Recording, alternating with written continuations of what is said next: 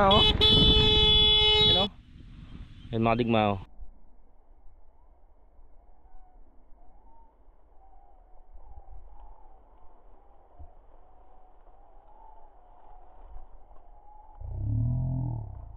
You know? Yan mga digmao.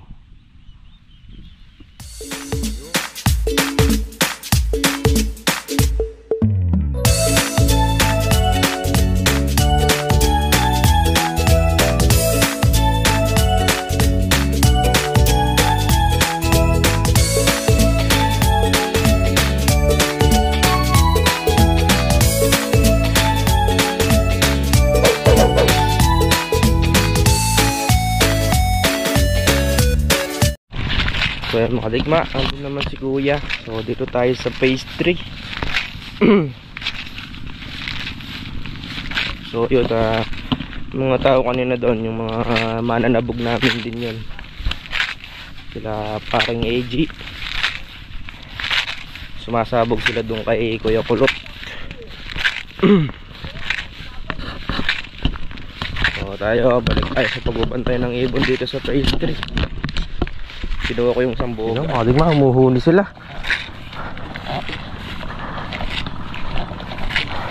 Yan, nilalapitan niya pa. Sabay kami. Yan mga digma, oh. Maliliit sila. You know? Lilipat niya sila doon sa may tabing kubo. Kaya ando naman si kuya.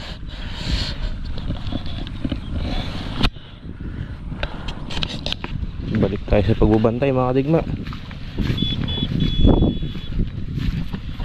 Pangit din pala nakakauna dito.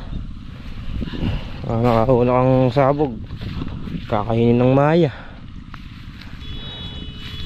Ito po mga nasabaw ng palay namin.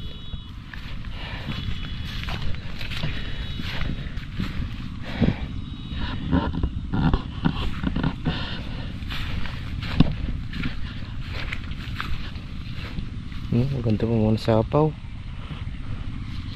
Puting puti. Medyo na ano naman sila ng konti mga digma. Medyo napigilan ng konti. Ay.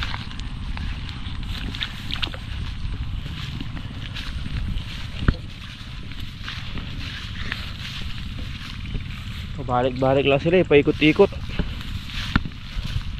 Sa luwang nito, 8 hektarya. Pagka binugaw mo doon sa bungad, pupunta sa bungad. Pag binugaw mo, babalik ka naman sa kabila.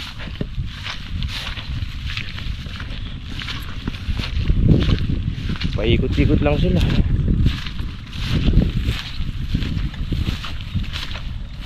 Bumalik tayo, pinakain ko muna sila para palitan kami.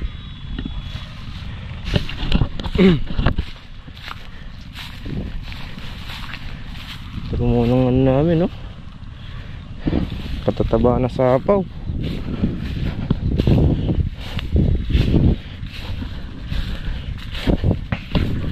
Suwi natin sa kabila. Phase 1.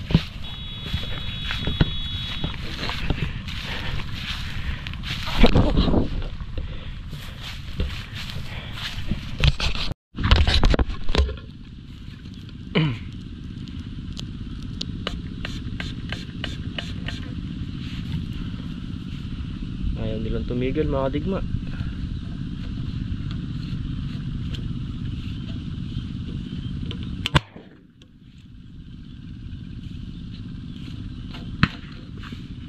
Kabilaan kami ni kuya.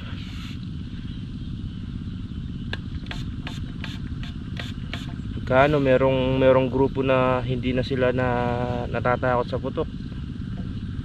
Totoo nga yung sinasabi nilang ano daw to, mga bingi. Hindi nakakarinig.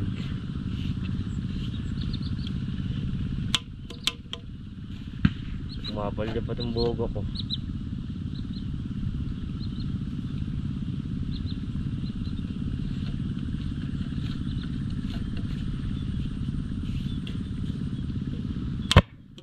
Umapalya siya.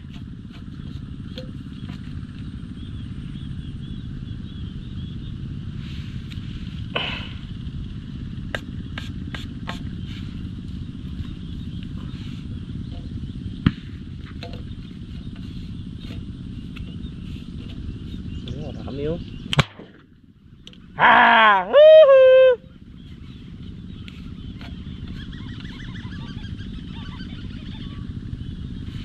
Lalo na pagka gutom na sila mga tigma. Hindi na nila pansin yung putok ng boga.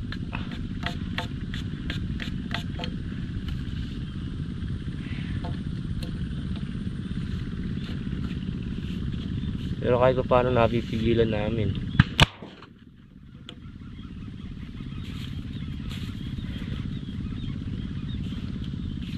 Kasi sila nakakain ng sa araw-araw na lang 2 kaban ng 2 kaban. Uuubos nila to. Tsaka ang ano dun mga kadigma, pati yung wala pang laman, yung gatas pa lang eh kinakana nila.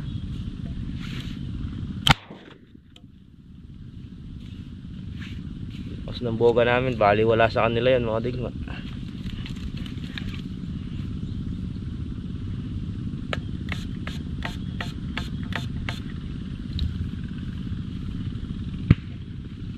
Kabila kami ni Kuya sa phase 2. Kain po tayo mga digma. Ulam natin hokay, sinigang.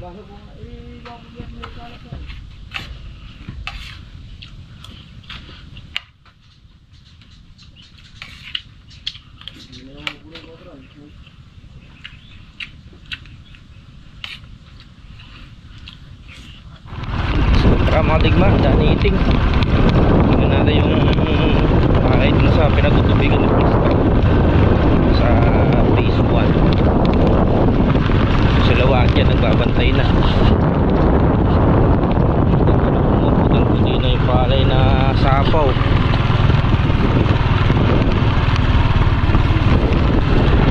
Tingnan natin pinagtutubigan.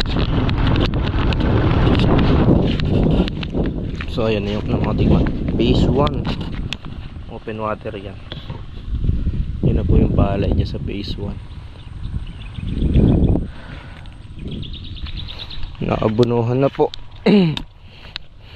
No, gaganda ng bulas.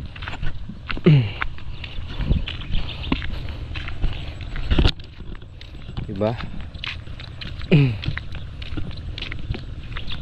Check lang natin kung natutubigan ni bulas lagyan eh.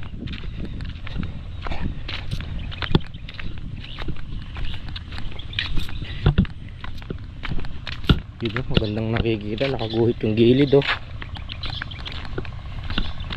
Mga tigma. Kagandahan na itong palay na ito na muno. Sinulala ka ng puno oh. Maganda talaga nagiging palay na ito.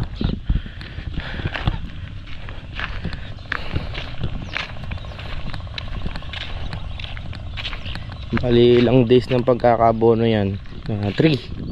3 days sa pagkakabono mga digma.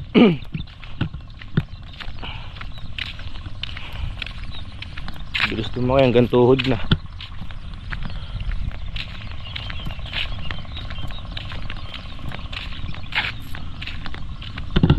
Ganda. Bukas din yung mga pila ano, mga tawas namin. Dire-diretso yung tubig.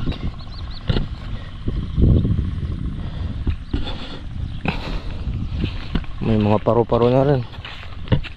Kailangan after 3 days ma-spray yan. Sigurado mangingitlog na yung mga paro-paro na yan. Pagka namiga, yun yung nagiging steam borer.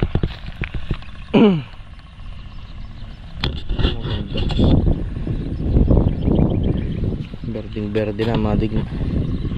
So pinupuno na to. May tubig na lahat to. Tara. Bilis, hapon agad. Mamaya pa uwi. Pupuno na to. Hello, gandang nakikita.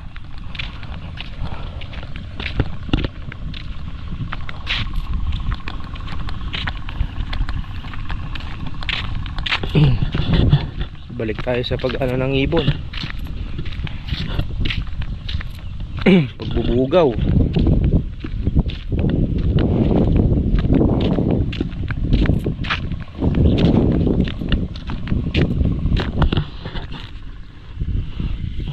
Wala ako may naninilaw na ano mga tignan. Di pa, kala ko naninilaw yung dahon. Kasi naninilaw yung dahon may punggos.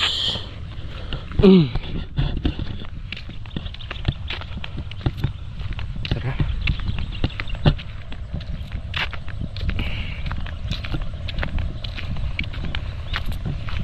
Na tayo sa phase 3. Balik ulit tayo doon. Bugaw tayo ng mga maya. Kain natin si betlog. Pangalan niya betlog eh. So, tara.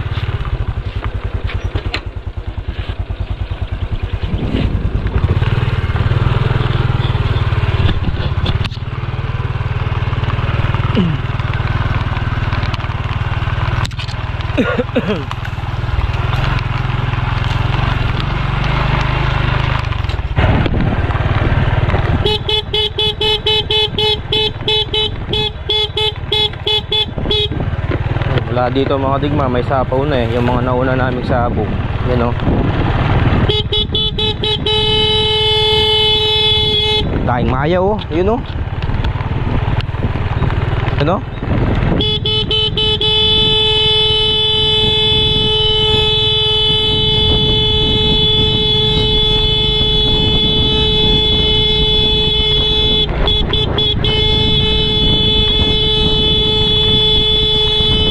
Ayan o, mga bigma o.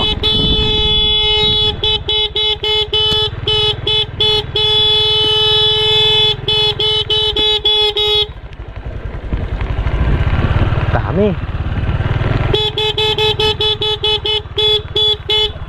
Sa gilid sila ng daan. Yan lang yung sumasapaw namin palay o.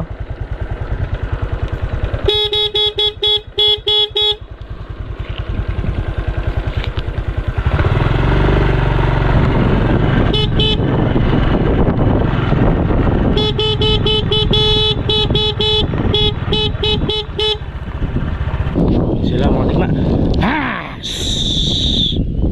You know?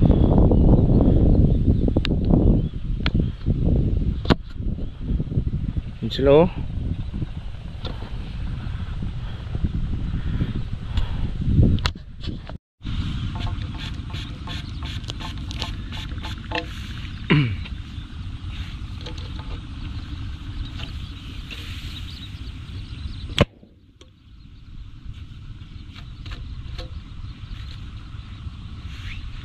Ay nako.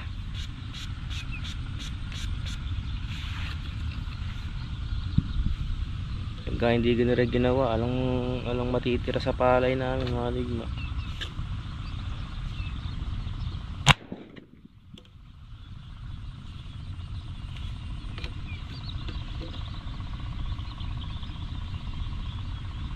Lakas na ng boga. Ano pa rin, di pa rin sila natatakot. Tunay ngang sila ay bingi.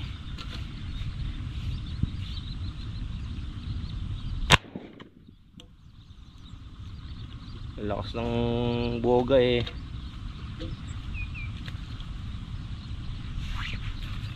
Lagi pa sila nga andyan, pabalik-balik.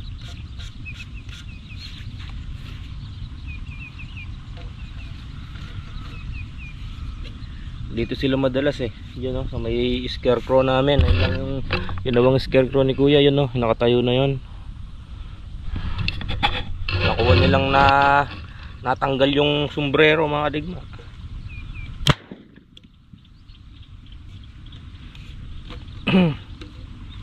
Dinadapuan pa nila yung scarecrow.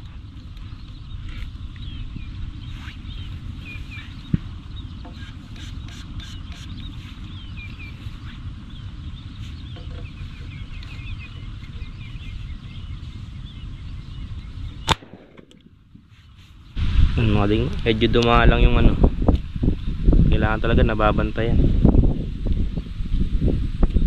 So yung gamit natin palang boga.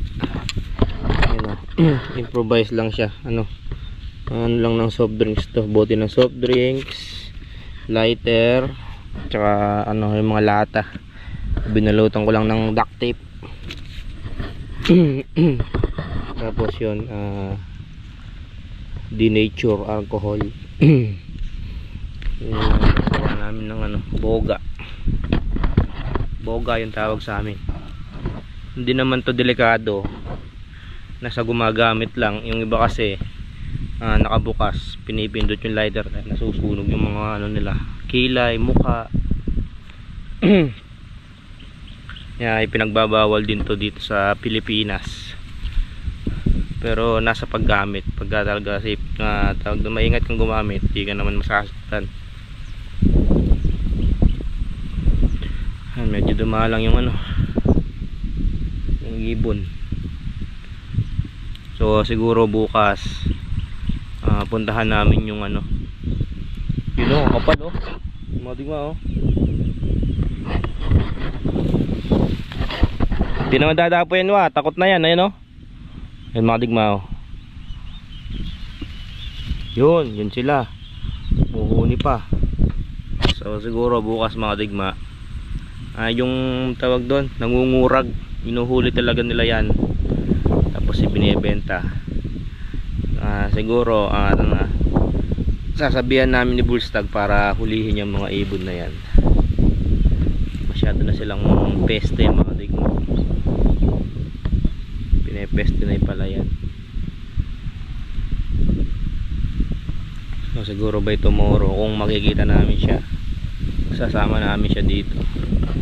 Di baling libre siya pagkain basta't mahuli niya.